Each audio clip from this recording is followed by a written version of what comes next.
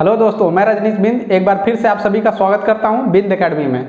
दोस्तों हम लोग जो है अपना सिलेबस सब्जेक्ट के टॉपिक वाइज कवर करते आ रहे हैं। तो आज हमने शुरू किया है टॉपिक वाइज टॉप 20 क्वेश्चंस। ठीक है, जैसे हम हर सब्जेक्ट का टॉपिक वाइज रिवीजन स्टडी करते आ रहे हैं, उसी तरह अब हम क्या करेंगे कि टॉपिक वाइज क्वेश्चंस जो टॉप 25 क्वेश्चंस होते हैं, ठीक है, वो देखते आएंगे। तो हमारा जो पहला क्लास थी पॉलिटी में प्रेसिडेंट के ऊपर थी। ठीक है, तो अगर आप मेरी पहली क्लास आपने देखा होगा तो इसमें जो क्वेश्चंस पूछे गए हैं आपको बखूबी अच्छी तरह आते होंगे। तो देखते हैं 25 क्वेश्चंस।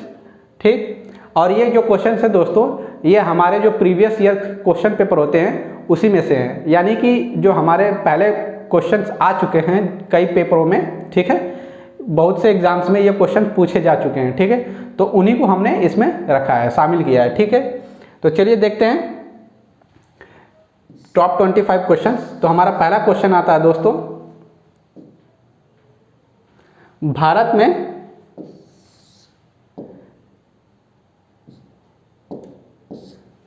में कार्यपालिका का अध्यक्ष कौन होता है। ठीक है, तो मैंने आपको बताया था कि भारत में कार्यपालिका का अध्यक्ष कौन होता है, तो बताइए प्रेसिडेंट, ठीक है, राष्ट्रपति यानी या फिर प्रधानमंत्री या विरोधी दल का नेता या भारत सरकार का मुख्य सचिव। ठीक है, तो इसमें से सही जो क्वेश्चन इसका जो उत्तर होगा दोस्तों वो होगा राष्ट्रपति यानी प्रेसिडेंट। ठीक है, ये कार्यपालिका का अध्यक्ष होते हैं। ठीक है, भारत में जो कार्यपालिका का अध्यक्ष कौन होता है, प्रेसिडेंट यानी राष्ट्रपति। ठीक, फिर आगे देखते हैं दोस्तों दूसरा क्वेश्चन।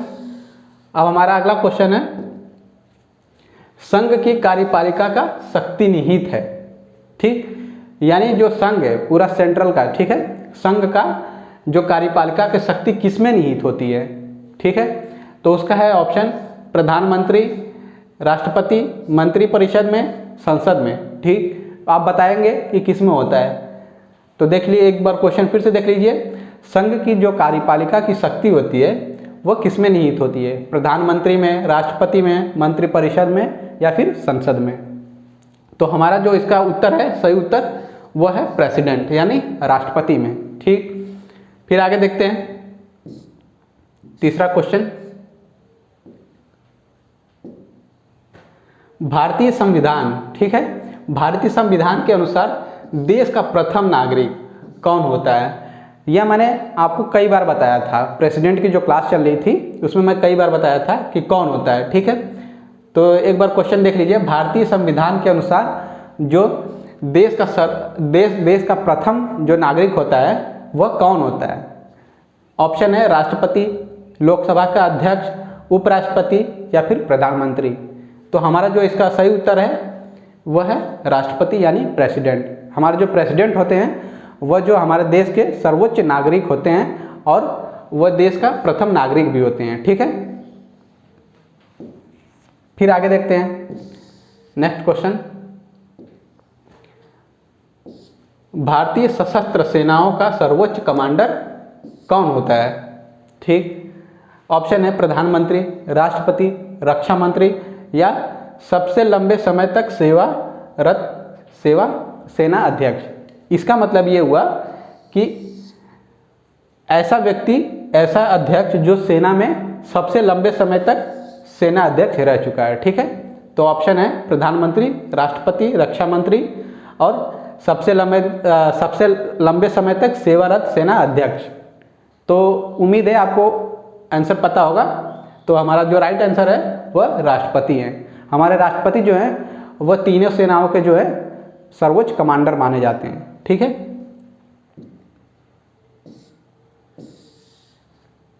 फिर अगला क्वेश्चन आता है, राष्ट्रपति पद के चुनाव संबंधित विवाद। ठीक, ये याद रखिएगा, कंफ्यूज मत होना।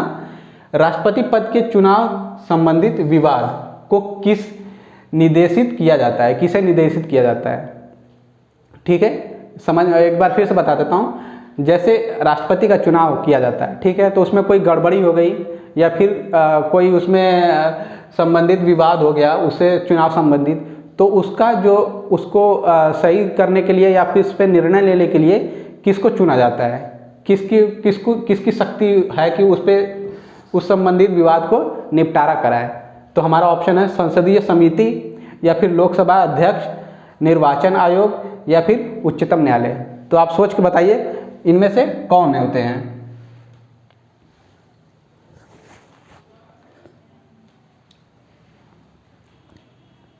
तो देखिए इसमें से जो होते हैं, जो सही उत्तर है हमारा उच्चतम न्यायालय। ठीक है, इसमें जो है उच्चतम न्यायालय होते हैं, क्योंकि हमने पढ़ा था पॉलिटी में जब ये सेशन चल रहा था हमारा प्रेसिडेंट का, कि जो उच्चतम न्यायालय होता है वह राष्ट्रपति चुनाव से संबंधित विवादों का निपटारा करता है। ठीक है, और जो उच्चतम न्यायालय का जो निर्णय होता है वह अंतिम निर्णय होता है। ठीक है, फिर आगे देखते हैं नेक्स्ट क्वेश्चन। ये देखिए, राष्ट्रपति पद का चुनाव संचालित किया जाता है। ठीक है, यानी राष्ट्रपति चुनाव का जो राष्ट्रपति पद का जो चुनाव है किसके द्वारा संचालित किया जाता है? लोकसभा अध्यक्ष द्वारा, प्रधानमंत्री द्वारा, निर्वाचन आयोग द्वारा, या संसदीय मामलों के मंत्रियों द्वारा। तो अगर आपने क्लास देखी होगी तो आपको बहुत अच्छे से पता होगा कि जो राष्ट्रपति पद का जो चुनाव है वह संचालित किसके द्वारा किया जाता है। तो इसका आंसर जो होगा, सही उत्तर वो होगा निर्वाचन आयोग द्वारा। ठीक, जो निर्वाचन आयोग है, इलेक्शन कमीशन ऑफ इंडिया, वह राष्ट्रपति, प्रधानमंत्री और लोकसभा, राज्यसभा का जो चुनाव होता है उन सब का ये संचालित करता है निर्वाचन आयोग। ठीक है, फिर हमारा नेक्स्ट क्वेश्चन आता है 7वां क्वेश्चन। इसमें देखते हैं भारत में, ठीक है, भारत में किसके चुनाव में अनुपातिक प्रतिनिधित्व चुनाव प्रणाली अपनाई गई है? ये है अनुपातिक प्रतिनिधित्व प्रणाली। ठीक, किसके चुनाव में अपनाई गई है? तो इसका जो उत्तर होगा, पहले ऑप्शन देख लेते हैं। राज्यसभा का सदस्य, या फिर विधान परिषद का सदस्य, या लोकसभा का सदस्य, या राष्ट्रपति। तो इसका जो उत्तर होगा वो होगा राष्ट्रपति। जो राष्ट्रपति का चुनाव होता है वह सिंगल, आपको याद होगा, सिंगल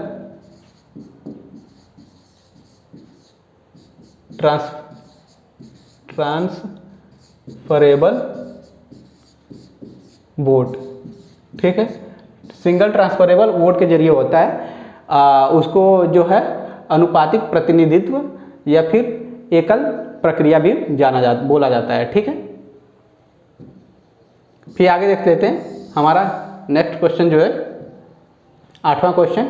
निम्नलिखित में से कौन अनुसूचित क्षेत्रों में परिवर्तन करने के लिए संवैधानिक तौर पर सशक्त होता है? ठीक है, तो आप इसमें देख लीजिए ऑप्शन जो है उच्चतम न्यायालय, उच्च न्यायालय, भारत के प्रधानमंत्री, या भारत के राष्ट्रपति।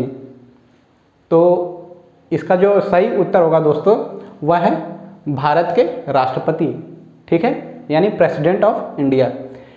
हमने पढ़ा था कि जो राष्ट्रपति होते हैं उनके पास शक्ति होती है कि किसी भी क्षेत्र को, ठीक है, किसी भी क्षेत्र को बढ़ा सकते हैं या फिर उसको घटा सकते हैं। ठीक है, किसी भी स्टेट का जो होता है, जो पार्ट होता है, जितना क्षेत्र होता है, जैसे मान लीजिए ये महाराष्ट्र है, ठीक, ये महाराष्ट्र का क्षेत्र है इतना, तो अगर प्रेसिडेंट चाहेंगे तो इसके क्षेत्र को बढ़ा भी सकते हैं।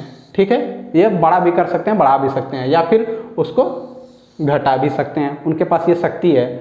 और किसी भी क्षेत्र को, जो अनुसूचित क्षेत्र हो, ठीक है, जो अनुसूचित क्षेत्र है उसमें परिवर्तन भी कर सकते हैं, किसी भी क्षेत्र को अनुसूचित क्षेत्रों में वह डाल सकते हैं। ठीक है, फिर आगे देखते हैं नेक्स्ट क्वेश्चन। हमारा अगला क्वेश्चन है 9th। तो इसमें देखते हैं भारत के राष्ट्रपति को किस प्रकार चुना जाता है। ठीक है, ये आपको एकदम 100% पता होना चाहिए, क्योंकि मैंने ये कई बार बताया भी था जब ये प्रेसिडेंट का सेशन मैं चला रहा था, तो इस टॉपिक को मैं कई बार बताया था, इस पॉइंट को। ठीक है, तो पता होना चाहिए कि जो हमारे राष्ट्रपति होते हैं उनका चुनाव कैसे किया जाता है। तो देखिए ऑप्शन में देखते हैं, जनता के द्वारा किया जाता है, या फिर एकल हस्तांतरणीय वोट द्वारा, या फिर द्वितीय निर्वाचन प्रणाली द्वारा, या फिर सभी विकल्प सही हैं, या फिर इन सब के द्वारा। तो आपको अगर याद होगा तो इसका आंसर होगा जो है वो है बी, एकल हस्तांतरणीय वोट द्वारा। यानी जो अभी मैंने एक और क्वेश्चन इससे पहले जो क्वेश्चन बताया था, एकल हस्तांतरणीय यानी single transferable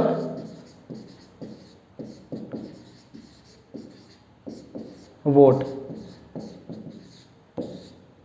single transferable vote के द्वारा इनका जो है चुनाव किया जाता है। ठीक है, इनको जनता के द्वारा नहीं चुना जाता है, इनका जो चुनाव किया जाता है सिंगल ट्रांसफरेबल वोट के द्वारा, एकल प्रक्रिया के द्वारा किया जाता है। ठीक है,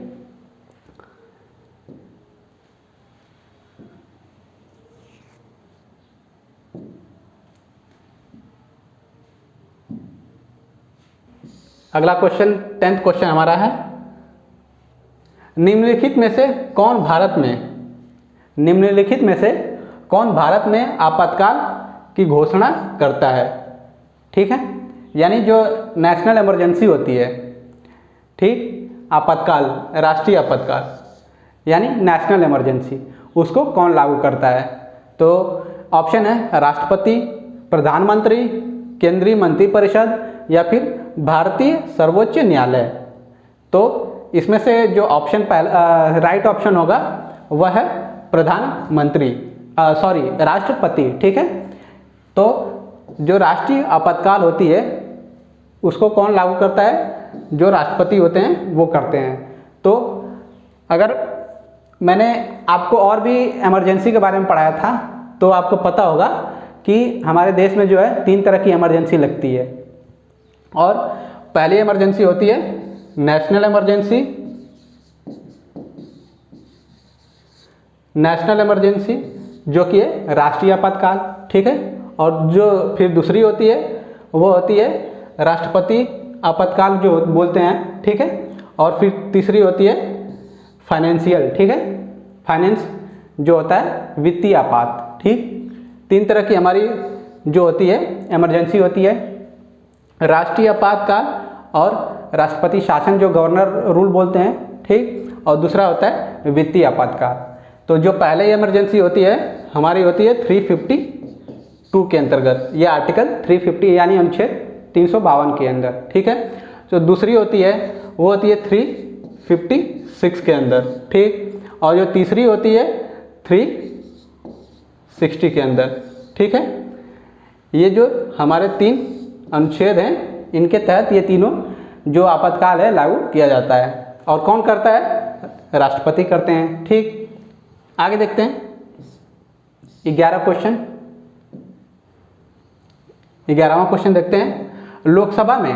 ठीक है, लोकसभा में राष्ट्रपति के द्वारा कितने सदस्य मनोनीत, ठीक है, मनोनीत किए जाते हैं। तो ऑप्शन है 2 सदस्य, 3 सदस्य, 11 सदस्य, या फिर 12 सदस्य। तो आपने अगर लोकसभा, राज्यसभा पढ़ा है या फिर प्रेसिडेंट पढ़ा है, राष्ट्रपति के बारे में पढ़ा है, इन तीनों टॉपिकों का अगर तीनों में से कोई भी टॉपिक पढ़ा है, ये तीनों टॉपिक मैंने आपको बहुत अच्छी तरह पढ़ाया है, और अगर आपने तीनों में से किसी एक टॉपिक पे ध्यान दिया होगा तो आपको यह उत्तर एकदम सही से पता होगा। ठीक है, तो दोस्तों इसका जो उत्तर होता है यह 2 सदस्यों को जो है मनोनीत करते हैं। ठीक है, मनोनीत यानी नॉमिनेट,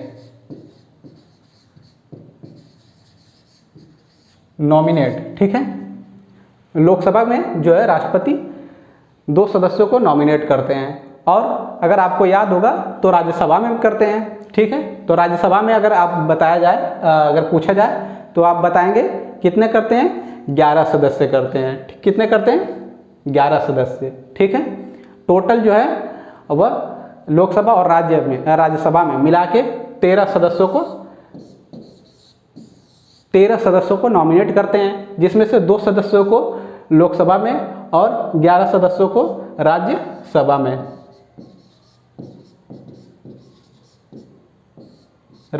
करते हैं। टोटल कितने हो गए, ठीक, 13 सदस्य हो गए। याद रखने वाली बात है, ये क्वेश्चन में कई बार पूछा जाता है। फिर आगे देखते हैं 12th क्वेश्चन।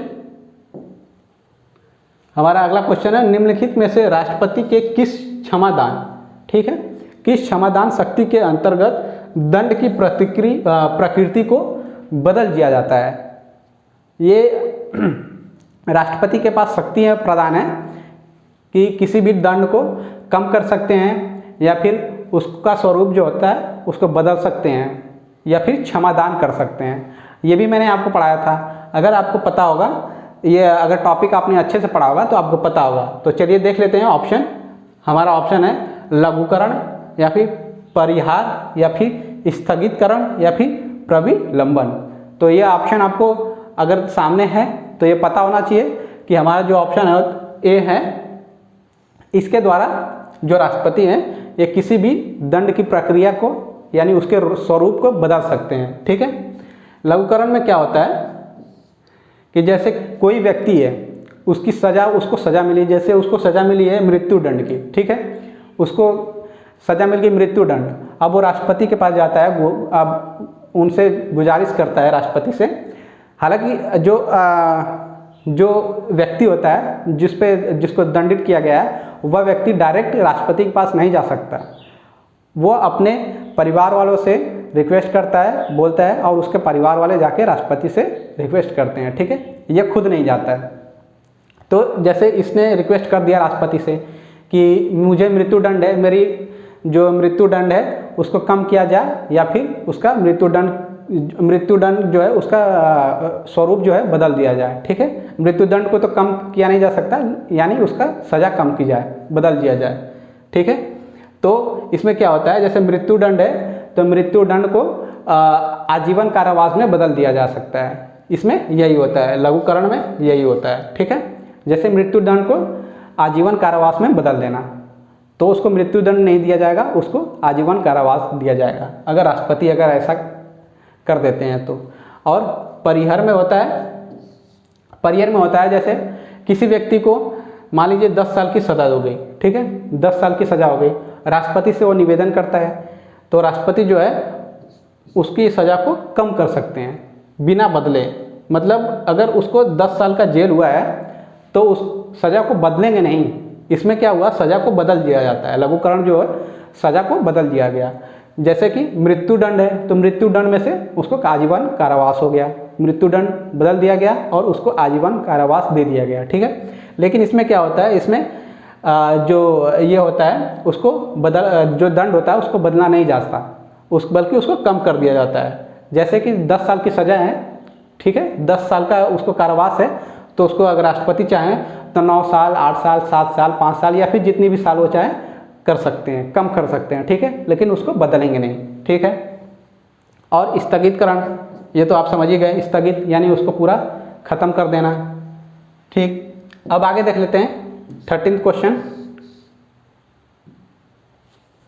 हमारा 13 क्वेश्चन है, निम्नलिखित में से कौन विधायिक सत्र, ठीक, निम्नलिखित में से कौन सा विधायी सत्र को स्थगित करने में अधिसूचना जारी करता है।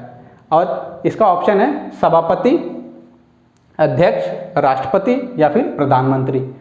कौन करता है, तो इसका जो ऑप्शन सही होगा वह राष्ट्रपति होगा, ठीक। एक बार क्वेश्चन फिर से अच्छे से देख लेते हैं, थोड़ा कन्फ्यूजिंग है, अच्छे से देखते हैं। निम्नलिखित में से कौन सा विधायी सत्र को स्थगित करने की अधिसूचना जारी करता है। तो यह जो पावर होती है स्थगित करने की, विधायी सत्र जो होता है उसको स्थगित करने का जो शक्ति है वो सिर्फ राष्ट्रपति के पास होती है, ठीक है। आगे देखते हैं नेक्स्ट क्वेश्चन, 14th क्वेश्चन। संघ लोक सेवा आयोग, ठीक है, यानी जो यूपीएससी होती है, UPSC union public service commission, ठीक है। यूपीएससी के अध्यक्ष जो होते हैं उनको नियुक्त कौन करता है, ठीक है। तो अगर आपने ये यूपीएससी का जो मैंने पढ़ाया था, यूनियन पब्लिक सर्विस कमीशन के बारे में भी पढ़ाया था और अगर राष्ट्रपति के बारे में भी पढ़ाया, इन दोनों टॉपिक में से आपने कोई भी एक टॉपिक अगर अच्छे से पढ़ा है तो आपको पता होना चाहिए कि जो यूपीएससी के जो अध्यक्ष होते हैं उनका चयन कौन करता है? तो ऑप्शन देख लेते हैं। भारत के प्रधानमंत्री, दूसरा है भारत के राष्ट्रपति, और तीसरा है सर्वोच्च न्यायालय के न्यायाधीश, और चौथा है उच्च न्यायालय के न्यायाधीश। तो इसका जो राइट आंसर क्या होगा? उसका होगा भारत के राष्ट्रपति। ठीक है, भारत यूपीएससी के जो अध्यक्ष होते हैं और सदस्य जो होते हैं, ठीक है, उन सभी का चयन राष्ट्रपति के द्वारा किया जाता है, और इनको निकाला भी राष्ट्रपति के द्वारा किया जाता है, निकाला भी उसी तरह जाएगा। ठीक है, लेकिन मतलब राष्ट्रपति ही निकाल सकते हैं। ठीक, लेकिन उनको राष्ट्रपति किस आधार पर निकाल सकते हैं? अगर उनको माना जाए कि अध्यक्ष जो है दिवालिया घोषित हो गए हैं, या फिर वह बाहर से कोई कमाई कर रहे हैं, यानी प्राइवेट सेक्टर से भी उनकी इनकम आ रही है, अगर ऐसा लगता है तो राष्ट्रपति उनको बर्खास्त कर सकते हैं। ठीक है, फिर आगे देखते हैं 15th क्वेश्चन। निम्नलिखित में से कौन भारत में वित्तीय आपातकाल घोषित करता है? ठीक है, ये वित्तीय आपातकाल हो गया। अभी मैंने बताया था वित्तीय आपातकाल, ये तीसरी आपातकाल होती है, और ये आर्टिकल 360 के अंतर्गत आती है। ठीक है, 360 के अंतर्गत राष्ट्रपति वित्तीय आपातकाल देश में लागू कर सकते हैं। ठीक, तो इसका ऑप्शन है भारत के प्रधानमंत्री, या फिर भारत के राष्ट्रपति, या फिर सर्वोच्च न्यायालय के न्यायाधीश, या उच्चतम न्यायालय के न्यायाधीश। तो अभी मैंने यहाँ पे आपको बता दिया कि 360 के अंतर्गत कौन कर सकता है, किसको शक्ति प्रदान है, तो किसको है? भारत के राष्ट्रपति को। ठीक है, जो जितनी भी इमरजेंसी होती हैं वह राष्ट्रपति के पास होती हैं। ठीक है, राष्ट्रपति उन आपातकालों को लगा सकते हैं देश में। आगे देखते हैं 16th क्वेश्चन, वित्तीय आपातकाल। ठीक है, वित्तीय आपातकाल कितने समय के लिए लागू किया जा सकता है? ये अगर आपने आपातकाल पढ़ा है, वित्तीय आपातकाल, तो आपको पता होना चाहिए कि कितने समय के लिए लगाया जा सकता है। तो ऑप्शन है 6 महीने, फिर 12 महीने, 24 महीने, या कोई अधिकतम सीमा नहीं है। इसका मतलब इसका कोई सीमा नहीं है कि कब तक लगाया जा सकता है। तो अगर आपने ये पढ़ा है तो आपको पता होना चाहिए। तो देख लेते हैं ऑप्शन कौन सा है, 6 महीने, 12 महीने, 24 महीने, या फिर इनमें से कोई अधिकतम सीमा नहीं तय की गई है। ठीक, तो इसका जो राइट आंसर है यह वह होगा डी, यानी इसकी कोई अधिकतम सीमा नहीं है। ठीक है, अवधि नहीं है। फिर आगे देखते हैं नेक्स्ट क्वेश्चन 17th।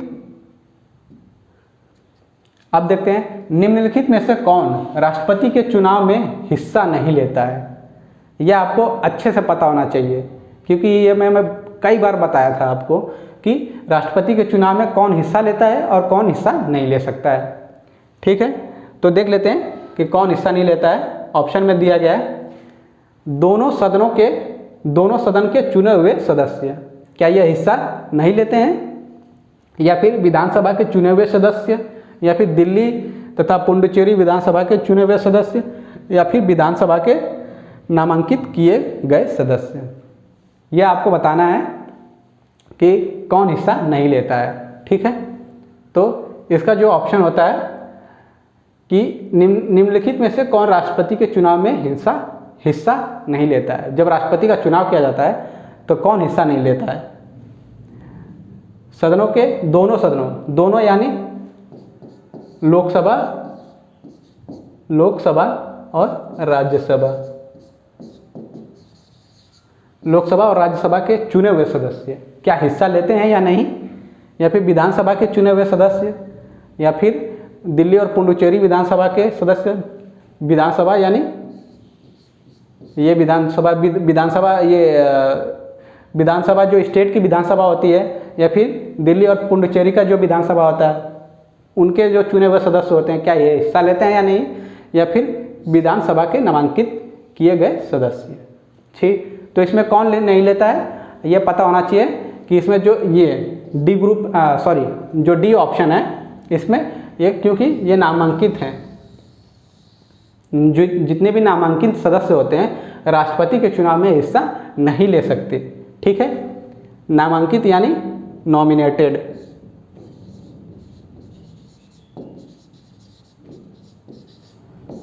ठीक, जितने भी नॉमिनेटेड मेंबर होते हैं प्रेसिडेंट के चुनाव में वह हिस्सा नहीं ले सकते हैं। ठीक है,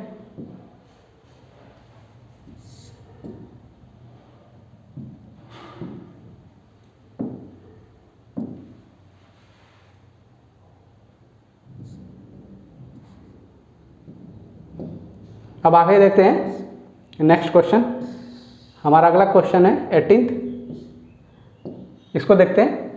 भारत के राष्ट्रपति का चुनाव कितने वर्षों के लिए होता है, यानी जो राष्ट्रपति होते हैं वो कितने वर्षों के लिए चुने जाते हैं। तो ये देख लेते हैं 6 वर्षों के लिए, 5 वर्षों के लिए, 4 वर्षों के लिए या फिर 3 वर्षों के लिए। तो अगर आपने यह टॉपिक पढ़ा है तो आपको पता होना चाहिए कि कितने वर्षों के लिए राष्ट्रपति का चुनाव किया जाता है। तो जो है इसका ऑप्शन बी। ठीक है, 5 वर्षों के लिए जो राष्ट्रपति का चुनाव होता है वह 5 वर्षों के लिए किया जाता है। ठीक, अगला क्वेश्चन देखते हैं। और हाँ, इसमें आप कमेंट करके मुझे बताइएगा कि 6 वर्षों के लिए जो 6 वर्षों का कार्यकाल होता है किन किन अधिकारियों का होता है। ठीक है, क्या वह इलेक्शन कमीशन का होता है या फिर यूपीएससी के सदस्यों का होता है या फिर सुप्रीम कोर्ट और हाई कोर्ट के जजों का होता है कि किसका होता है, 6 वर्षों का कार्यकाल किसका होता है। आप कमेंट करके हमें बताइएगा। ठीक है, फिर आगे देखते हैं।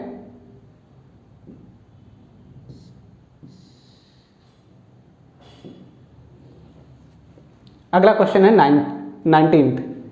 राष्ट्रपति के चुनाव के लिए निर्वाचक मंडल में कौन होते हैं। ठीक, राष्ट्रपति का जब चुनाव होता है तो निर्वाचक मंडल में कौन कौन सदस्य होते हैं।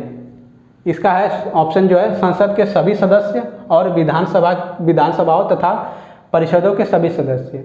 संसद, ठीक है, लोकसभा और राज्यसभा के सभी सदस्य। ठीक, संसद यानी लोकसभा राज्यसभा दोनों को बोला जाता है संसद। तो संसद के सभी सदस्य और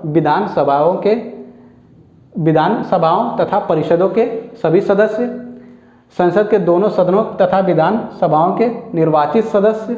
ठीक है, यहाँ पे निर्वाचित आ गया है, ध्यान रखने वाली बात है। निर्वाचित सदस्य या फिर संसद के दोनों सदनों के सभी सदस्य या फिर संसद के दोनों सदनों के सभी निर्वाचित सदस्य। एक बार क्वेश्चन ध्यान से देख लीजिए, थोड़ा कन्फ्यूजिंग क्वेश्चन है। राष्ट्रपति के चुनाव के लिए निर्वाचक मंडल में कौन होता है, कौन लोग शामिल इसमें होते हैं। ठीक है, थोड़ा ऑप्शन जो है कन्फ्यूजिंग है। अगर दिमाग लगाएंगे तो आपको पता चल जाएगा और बता सकते हैं कि कौन सा ऑप्शन सही है। तो एक बार ध्यान से ऑप्शन देखिए। संसद के सभी सदस्य और विधानसभाओं के तथा परिषदों के सभी सदस्य। दूसरा ऑप्शन है संसद के दोनों सदनों तथा विधानसभाओं के निर्वाचित सदस्य या फिर संसद के दोनों सदनों के सभी सदस्य या फिर संसद के दोनों सदनों के सभी निर्वाचित सदस्य। ठीक है, तो इसका ऑप्शन है इसका जो राइट आंसर है वह है बी। ठीक है, संसद के दोनों सदनों, लोकसभा और राज्यसभा के जो सदस्य होते हैं और विधानसभाओं के जो निर्वाचित सदस्य होते हैं। ठीक है, निर्वाचित सदस्य यानी इलेक्टेड मेंबर, वह लोग चुनाव मंडल में होते हैं राष्ट्रपति के। ठीक है, अब आगे देखते हैं 20 क्वेश्चन। हमारा अगला क्वेश्चन है 20। इसमें क्या है, भारत के राष्ट्रपति को उसके पद से हटाया जा सकता है। ठीक है, राष्ट्रपति जी को उनके पद से हटाया जा सकता है। ठीक है, हम भी जानते हैं कि हटाया जा सकता है, लेकिन कौन हटा सकता है, किसके द्वारा हटाया जा सकता है, ये पता है आपको। तो देखिए ऑप्शन में है भारत के प्रधानमंत्री द्वारा। क्या भारत के प्रधानमंत्री जी हटा सकते हैं राष्ट्रपति को, या फिर लोकसभा के द्वारा, ठीक, या फिर भारत के मुख्य न्यायाधीश द्वारा या फिर संसद द्वारा। एक बार फिर से देखिए, कंफ्यूजिंग क्वेश्चन है। और भारत के राष्ट्रपति को उसके पद से हटाया जा सकता है। ठीक है, हम जानते हैं कि राष्ट्रपति को हटाया जा सकता है उनके पदों से, लेकिन किसके द्वारा हटाया जा सकता है। प्रधानमंत्री के द्वारा, लोकसभा के द्वारा, या फिर भारत के मुख्य न्यायाधीश के द्वारा, या फिर संसद के द्वारा।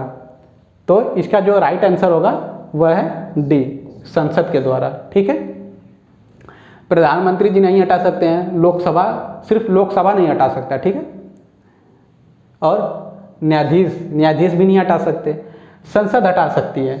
संसद में आता है लोकसभा और राज्यसभा दोनों आता है, इसलिए ये ऑप्शन गलत है। ठीक है, लोकसभा नहीं हटा सकता, लोकसभा हटाएगा लेकिन राज्यसभा भी उसमें शामिल होता है। इसका क्या प्रक्रिया है हटाने का? ये जो राष्ट्रपति को हटाया जाता है, इन पे महाभियोग की प्रक्रिया लगाई जाती है। ठीक है, महाभियोग की प्रक्रिया कैसे लगाई जाती है? महाभियोग की प्रक्रिया देख लीजिए, एक बार फिर से समझा देता हूं।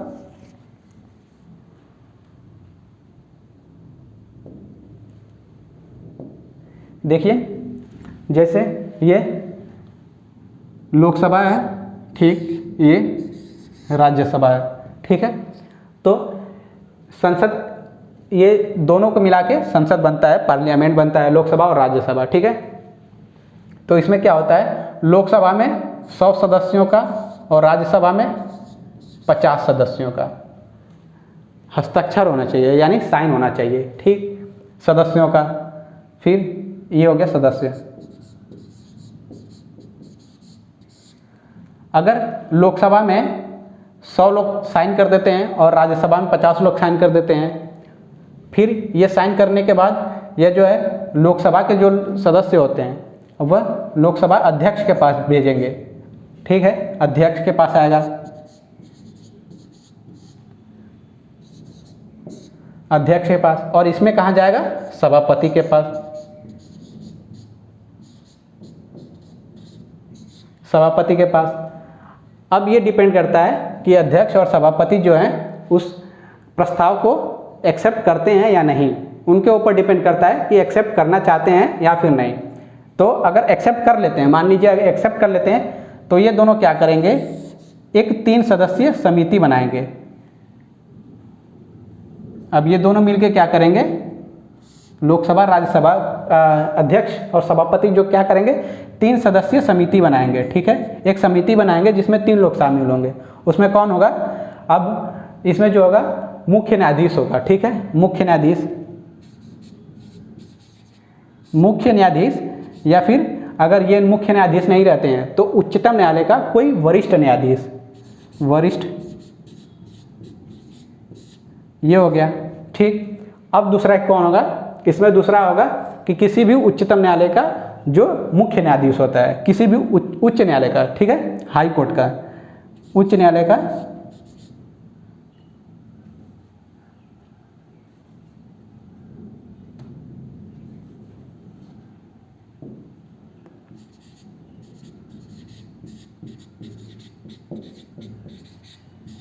न्यायाधीश।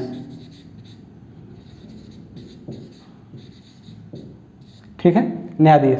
और एक कोई महान्यायवादी, जैसे महान्यायवादी नहीं, प्रतिष्ठित न्यायवादी। ठीक है, तीसरा कौन होगा? प्रतिष्ठित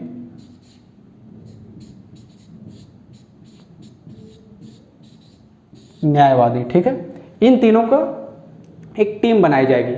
मुख्य न्यायाधीश होंगे, ठीक है, या फिर वरिष्ठ न्यायाधीश, या और किसी भी उच्चतम न्यायालय का जो मुख्य न्यायाधीश होंगे वो होंगे, उच्च न्यायालय का न्यायाधीश होंगे, और एक प्रतिष्ठित न्यायवादी होगा। ठीक, अब इन तीनों का काम क्या होगा कि इन पे जो महाभियोग की प्रक्रिया लगाई गई है प्रेसिडेंट पे, उसकी छानबीन करें, इंक्वायरी करें, और अगर ये पाते हैं कि वह जो महाभियोग की प्रक्रिया सही है तो ये क्या करेंगे, ये फिर वापस जो है राष्ट्रपति को सौंपेंगे, अपना जो इंक्वायरी किए रहेंगे। ठीक है, तो राष्ट्रपति क्या करेंगे, वह सौंपेंगे, ये संसद को बताएंगे। ठीक है, संसद को बताएंगे, और उसके बाद संसद उनको पूर्ण बहुमत द्वारा लोकसभा और राज्यसभा में विशेष बहुमत पारित करके उनको राष्ट्रपति को हटा सकती है। ठीक है, तो क्वेश्चन में ये भी आ जाता है, एग्जाम में क्वेश्चन ये भी आ जाता है कि क्या राष्ट्रपति को विशेष बहुमत से, संसद के द्वारा विशेष बहुमत से हटाया जा सकता है, यानी पूर्ण बहुमत के द्वारा हटाया जा सकता है? तो हाँ, पूर्ण बहुमत के द्वारा ही हटाया जा सकता है। इसमें कोई एक, जैसे लोकसभा या फिर सिर्फ राज्यसभा, ये सब नहीं हटा सकते हैं। लोकसभा और राज्यसभा के द्वारा हटाया जा सकता है, वो भी पूर्ण बहुमत के द्वारा। ठीक है, फिर अगला क्वेश्चन देखते हैं 21 क्वेश्चन। अगला क्वेश्चन है संविधान के उल्लंघन के लिए, यानी संविधान का जो है उल्लंघन करने के लिए राष्ट्रपति के विरुद्ध अभियोग कार्यवाही किसमें शुरू की जा सकती है? लोकसभा, राज्यसभा, संसद के किसी भी सदन में या फिर उच्चतम न्यायालय में। एक बार क्वेश्चन फिर से पढ़ लीजिए कि ये जो है संविधान के उल्लंघन के लिए राष्ट्रपति के विरुद्ध अभियोग कार्रवाई किसमें शुरू की जा सकती है? तो अभी मैंने पिछले क्वेश्चन में बताया था आपको कि इसका जो राइट आंसर होगा सी, संसद के किसी भी सदन में। ठीक है, महाभियोग की प्रक्रिया जो है वह किसी भी सदन में शुरू किया जा सकता है, लोकसभा और राज्यसभा कहीं भी। ठीक है, आगे देखते हैं 22 क्वेश्चन। कार्यकाल पूर्ण होने से पहले, ठीक, यानी जो जितना कार्यकाल का जो समय होता है उस समय से पहले, पूर्ण होने से पहले भारत के राष्ट्रपति को उनके पद से कौन हटा सकता है? अब देखते हैं ऑप्शन में, प्रधानमंत्री, उपराष्ट्रपति, उच्चतम न्यायालय के न्यायाधीश या संसद द्वारा महाभियोग लगा के। अब कौन हटा सकता है भाई, इनको देखते हैं। अगर आपने ये पढ़ा होगा, क्लास देखा होगा, तो आपको पता होना चाहिए कि इसका जो राइट आंसर है वह है डी, यानी संसद द्वारा। जो राष्ट्रपति को कौन हटा सकता है? प्रधानमंत्री तो हटा नहीं सकते, उपराष्ट्रपति हटा नहीं सकते, उपराष्ट्रपति नहीं हटा सकते हैं, लेकिन राष्ट्रपति जो हैं अपना त्यागपत्र उपराष्ट्रपति को सौंप कर अपने पद से मुक्त हो सकते हैं। ठीक है, लेकिन उपराष्ट्रपति जो हैं उनको डायरेक्ट नहीं हटा सकते। ठीक, याद रखना। और उच्चतम न्यायालय के मुख्य न्यायाधीश, इनका भी कोई उसमें योगदान नहीं है, ये भी नहीं हटा सकते, लेकिन संसद जो है महाभियोग प्रक्रिया लगा के उनको महाभियोग के जरिए हटा सकती है। ठीक है, फिर आगे देखते हैं। अगला क्वेश्चन है, राष्ट्रपति को निम्नलिखित में से कौन पद और गोपनीयता की शपथ दिलाता है? ठीक, इनके पद की शपथ और गोपनीयता के बारे में हमने पढ़ा था राष्ट्रपति जी के, तो एक बार क्वेश्चन फिर से देख लेते हैं। राष्ट्रपति को निम्नलिखित में से कौन पद और गोपनीयता की शपथ दिलाता है? भारत का मुख्य न्यायाधीश, प्रधानमंत्री, अटॉर्नी जनरल या फिर महाधिवक्ता? इसका ऑप्शन क्या होगा? इसका ऑप्शन जो होगा, जो राइट है वह है ए ऑप्शन, यानी भारत का मुख्य न्यायाधीश। जो हमारे प्रेसिडेंट होते हैं, जब वो जब सेलेक्ट होते हैं, प्रेसिडेंट बनते हैं, तो अपनी गोपनीयता और अपनी जो शपथ होती है वह भारत के जो मुख्य न्यायाधीश होते हैं उनके समक्ष, उनके सामने भी शपथ लेते हैं। ठीक है, फिर आगे देखते हैं 24वां क्वेश्चन कौन सा है? जब राष्ट्रपति की मृत्यु, त्यागपत्र, पदच्युत या फिर अन्य कारणों से अपने कर्तव्य को नहीं निभा सकते हैं, तो राष्ट्रपति कितने समय तक राष्ट्रपति के रूप में कार्य करता है? उपराष्ट्रपति। ठीक है, उपराष्ट्रपति कितने समय तक राष्ट्रपति के रूप में कार्य कर सकता है? एक बार मैं ये क्वेश्चन आपको समझा देता हूँ। जैसे कोई राष्ट्रपति हैं, एक राष्ट्रपति हैं, उनकी अचानक मृत्यु हो जाती है या फिर वह अचानक अपना जो है त्यागपत्र उपराष्ट्रपति को सौंप के और राष्ट्रपति के पद से मुक्ति दे देते हैं। ठीक है, अचानक ये सब होता है, तो हमने पढ़ा था उस समय क्या होता है, जो हमारे उपराष्ट्रपति होते हैं, देश के उपराष्ट्रपति होते हैं, वह राष्ट्रपति के रूप में, कार्यवाहक राष्ट्रपति के रूप में कार्य करते हैं। ठीक है, जब तक कि कोई नया राष्ट्रपति न चुन लिया जाए, तो कितने समय तक सिर्फ वह उपराष्ट्रपति जो होते हैं कितने समय तक कार्यवाहक राष्ट्रपति के रूप में कार्य कर सकते हैं। ठीक, और अलग तरीके से मैं बताऊं तो जब अगर राष्ट्रपति की मृत्यु हो जाती है या फिर अपना त्यागपत्र दे देते हैं, तो क्वेश्चन बन जाता है कि राष्ट्रपति का कितने समय के अंदर नया चुनाव करा लेना चाहिए। तो अगर आपने ये पढ़ा होगा तो आपको पता होगा। ऑप्शन देखिए, 5 वर्षों के लिए अधिक से अधिक जो है उपराष्ट्रपति कितने वर्षों तक कार्यवाहक राष्ट्रपति के रूप में कार्य कर सकते हैं? 5 वर्षों के लिए, या फिर 1.5 वर्षों के लिए, 1 वर्षों के लिए, या फिर 6 महीने के लिए? तो हमारा ऑप्शन जो है सही करेक्ट आंसर है 6 महीने। जो उपराष्ट्रपति होते हैं राष्ट्रपति के रूप में सिर्फ 6 महीने तक कार्यवाहक राष्ट्रपति के रूप में कार्य कर सकते हैं। इसके अंतर्गत नया राष्ट्रपति चुनना अनिवार्य होता है। ठीक है, 6 महीने के अंदर अंदर नया राष्ट्रपति चुनना अनिवार्य होता है।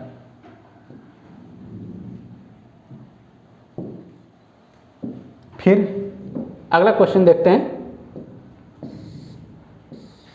आज का हमारा आखिरी क्वेश्चन है।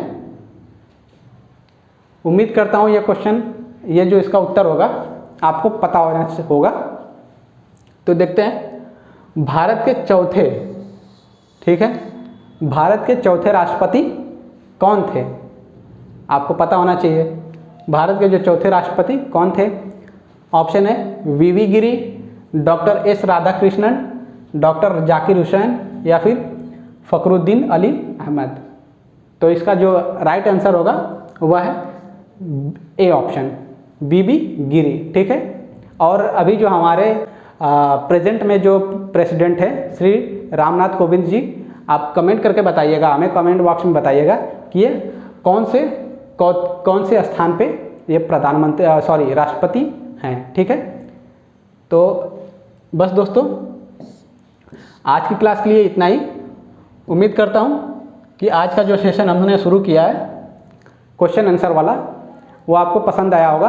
तो दोस्तों अगर आपको यह वीडियो अच्छी लगी तो लाइक करिए, शेयर करिए, कमेंट करिए। जो मैंने क्वेश्चन पूछा था आप उसका भी इसमें आंसर दीजिए, और चैनल को सब्सक्राइब करिए और हमसे जुड़े रहिए। धन्यवाद।